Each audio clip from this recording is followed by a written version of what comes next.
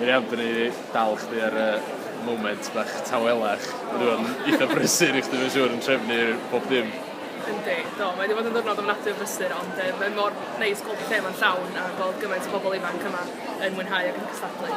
Do, mae dipyn o gystadlu wedi bod yn barod heddiw. Ti'n cael cyfle i gael cipar yn rhywbeth ta just rhywbeth o gwmpas. Dwi wedi cael cipar chydig o bobl dwi'n abod lle, achos o'n i'n neud siŵr bod fi'n gweld nhw. Ond do, mae'r safon yma'n dda iawn a mae sio canmol yr holl siroedd a'r holl fforddwyr sydd wedi bod yn gweithio mor galed yn mwyn paratoi nhw. Mae'r safon yn wych a mae gymaint o bobl yma mwynhau a mae'n gret.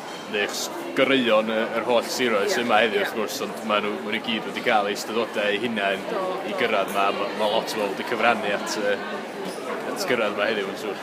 Do, mae yna 10 Eisteddfod sir wedi bod. Mae yna 12 sir yng Nghymru o ran Ffermwyr ifanc, ond mae yna 10 yma'n cael eu cynrychioli heddiw.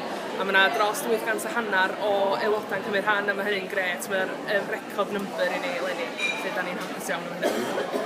A gyda ni y chafbwynt sydd ddod, wrth gwrs, di'r gadair fel arfer. Da ni'n edrych ymlaen am hynny.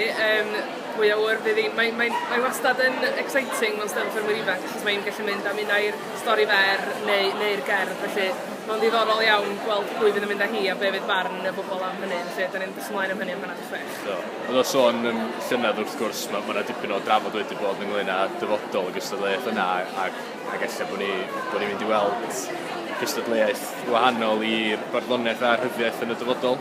Ie, wel, mae'r trafodaethau yna wedi bod yn mynd ymlaen ys chydig o flynyddoedd o'n a gawn ni weld be ddaw yn dilyn seremoni heddiw, ond yn sicr yr unig broblem efo'r Steddfod Ffermwyr ifanc ydy na un diwrnod ydi o. Mae'n anodd iawn cael bob dim i ffitio fewn, ond yn sicr fydd y Sir Gar yn gwesteio flwyddyn nesaf. Dwi'n gwybod bod nhw'n awyddus iawn i wneud rhywbeth am y sefyllfa, lle watch this space a gobeithio gawn ni 2 gystadleuaeth allan flwyddyn nesaf. Wel, ti'n sôn bod lot o beth yn gael cael ei ffitio yn un diwrnod.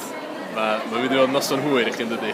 Yndi, ond mae'r criw teledu yn rhag gweld yda ni o, mae'r byntiau 1 gobeithio, felly digon o amser i gael digon o gwrs.